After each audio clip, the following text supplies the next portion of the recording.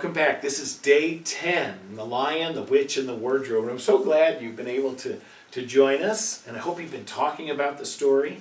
Now they're all in Narnia, and they're visiting with Mr. Beaver, and he's just told them about Aslan. Here's how the story continues. "And what about Mr. Tumnus?" said Lucy. "Where is he?" "Shh," said the beaver, "not here. I must bring you to where we can have a real talk, and also dinner."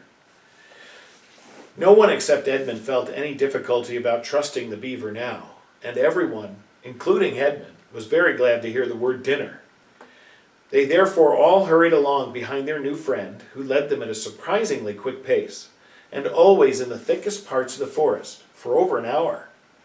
Everyone was feeling very tired and very hungry, when suddenly the trees began to get thinner in front of them, and the ground to fall steeply downhill. A minute later they came out under the open sky. The sun was still shining, and found themselves looking down on a fine sight. They were standing on the edge of a steep, narrow valley, at the bottom of which, at least it would have been running if it hadn't been frozen, a fairly large river. Just below them a dam had been built across this river, and when they saw it, everyone suddenly remembered that, of course, beavers are always making dams, and felt quite sure that Mr. Beaver had made this one.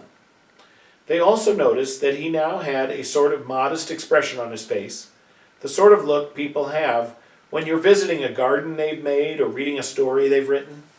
So it was only common politeness when Susan said, "What a lovely dam!" And Mr. Beaver didn't say hush this time, but merely a trifle, and it isn't really finished. Above the dam there was what ought to have been a deep pool, but now, of course, a level floor of dark green ice.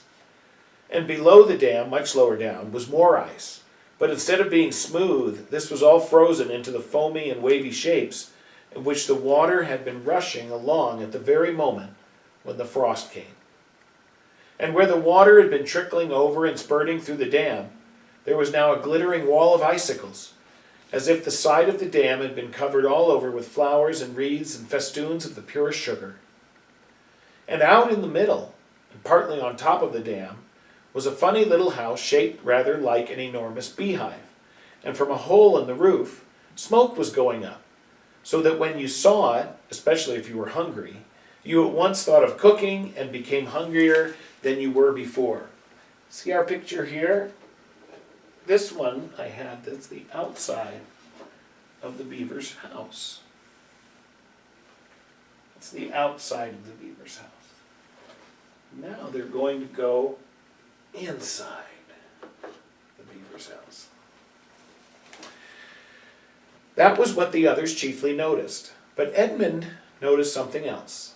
A little lower down the river there was another small river, which came down another small valley to join it, and looking up that valley, Edmund could see two small hills, which the White Witch had pointed out to him when he parted from her at the lamppost that other day. And then between them, he thought, must be her palace, only a mile off or less. And he thought about Turkish delight, and about being a king, and I wonder how Peter will like that, he asked himself, and horrible ideas came into his head. "Here we are," said Mr. Beaver, "and it looks as if Mrs. Beaver is expecting us. I'll lead the way, but be careful and don't slip." The top of the dam was wide enough to walk on, though not, for humans, a very nice place to walk, because it was covered with ice, and though the frozen pool was level with it on one side, there was a nasty drop to the lower river on the other.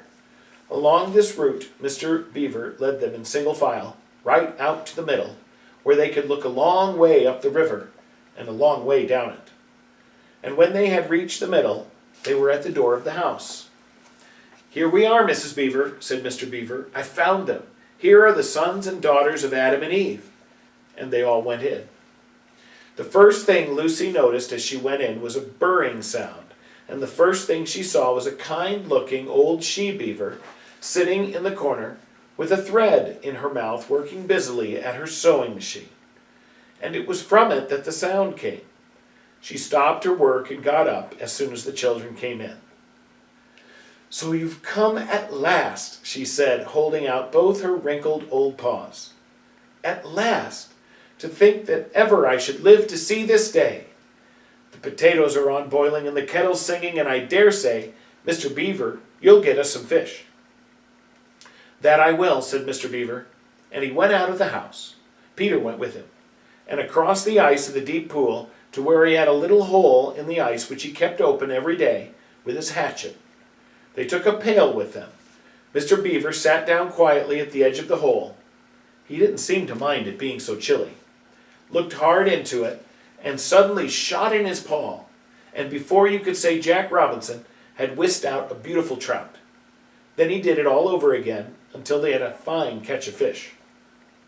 Meanwhile, the girls were helping Mrs. Beaver to fill the kettle and lay the table, and cut the bread and put the plates in the oven to heat, and draw a huge jug of beer for Mr. Beaver from a barrel which stood in one corner of the house, and to put on the frying pan and get the dripping hot.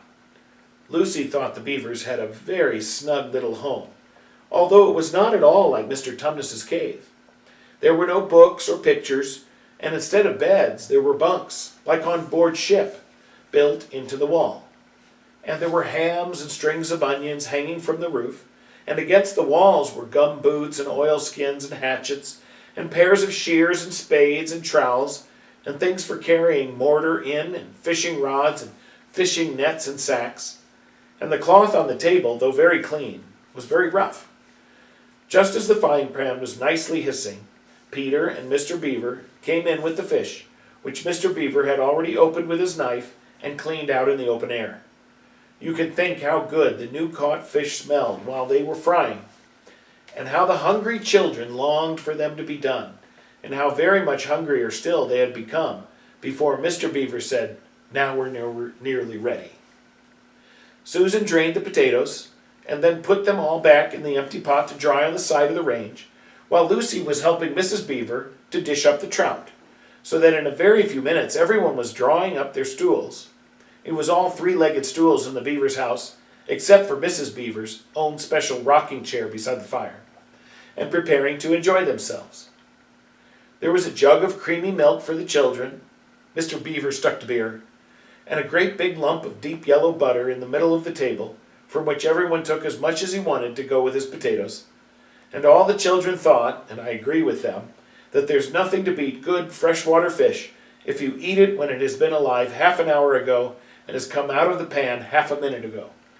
And when they had finished the fish, Mrs. Beaver brought unexpectedly out of the oven a great and gloriously sticky marmalade roll, steaming hot, and at the same time moved the kettle onto the fire, so that when they had finished the marmalade roll, the tea was made and ready to be poured out. And when each person had got his or her cup of tea, each person shoved back his or her stool so as to be able to lean against the wall, and gave a long sigh of contentment. "And now," said Mr. Beaver, pushing away his empty beer mug and pulling his cup of tea toward him, "if you'll just wait till I've got my pipe lit up and going nicely, why, now we can get to business. It's snowing again," he added, cocking his eye at the window. "That's all the better, because it means we shan't have any visitors, and if anyone should have been trying to follow you, why, he won't find any tracks." And that's the end of chapter 7. That's our 10th day, and so that's our end for tonight. We'll start with chapter 8, day 11, tomorrow. We'll find out what the Beavers are going to talk about with the 4 children. Hope you have a good evening. God bless everyone at your house. We'll see you again tomorrow. Good night.